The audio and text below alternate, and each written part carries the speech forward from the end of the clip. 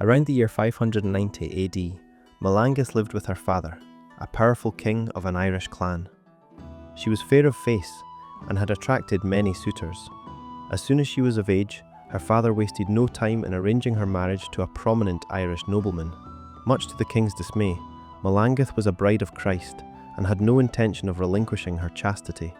She confronted her father and pleaded with him to cancel the wedding, but he would hear none of it. She was ordered to her chamber and told to stay there until the wedding day. She prayed to the saints for their intercession, and in the dead of night sneaked out of the castle. Melangell knew in her heart that her fate was in the Lord's hands. She pulled a hood over her head and muddied her face with soil to hide her beauty. Melangell eventually arrived in Pennant, northern Wales.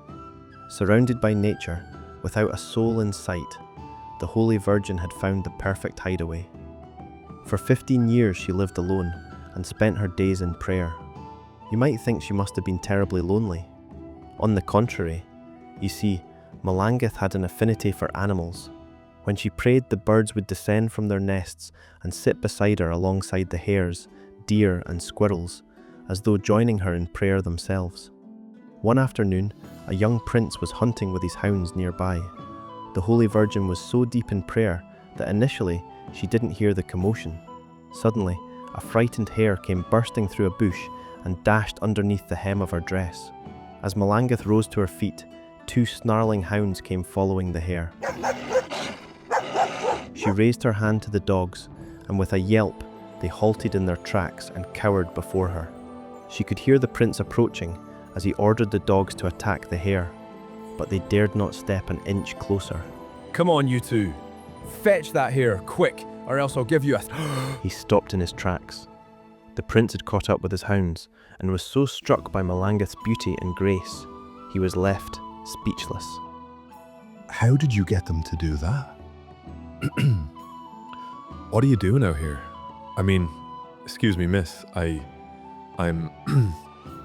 Oh dear. Melangell smiled as the fumbling prince tried to introduce himself. I am Prince Brockwell. It is a pleasure to make your acquaintance, miss. She gently extended a hand to his dogs to make peace with them and invited the prince to take a stroll through the forest. As they walked, the animals all followed, some hitching a ride on her shoulder. The prince was enchanted. He had never met anyone like her before. She exuded grace, and her beauty shone like the sun. The prince was smitten, and as they approached a little lake, he knelt on one knee and asked for her hand in marriage. She gently pulled him back up and shook her head. Forgive me, brother.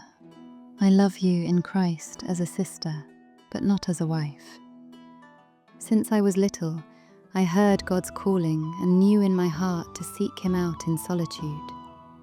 I fled my family and relinquished all my riches and my status in pursuit of theosis.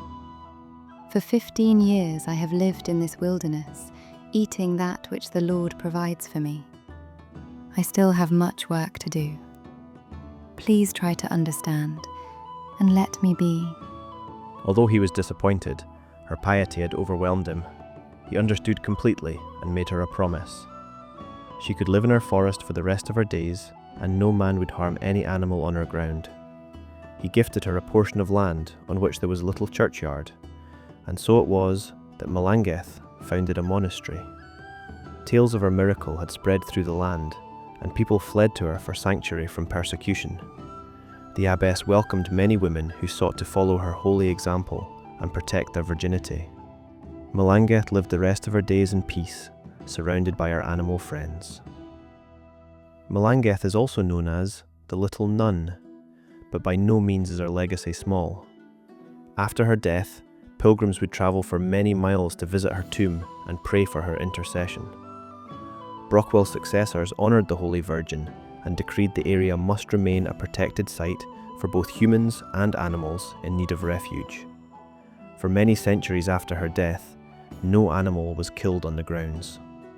It's difficult for many in today's world to understand the sacrifices Melangell made and the riches she left behind. She was able to discern God's calling above all her worldly distractions. Ultimately, her pursuit was theosis, which for us, as Orthodox Christians, is our primary goal too. Theosis is a spiritual journey we must embark on to make ourselves ever more perfect, ever more holy, ever more united with God, just like St Melangell. It begins at baptism and is a road we follow the rest of our lives. If you visit Pennant today, you can go to her shrine and venerate her relics there. Perhaps, if you're very quiet, you might catch sight of a hare too. She is celebrated on the 27th of May and also on the 31st of January, and is the patron saint of hares. Did you spot the furry friend in her icon? I hope you enjoyed today's story. Please visit me next time for more sainthood tales. God bless you.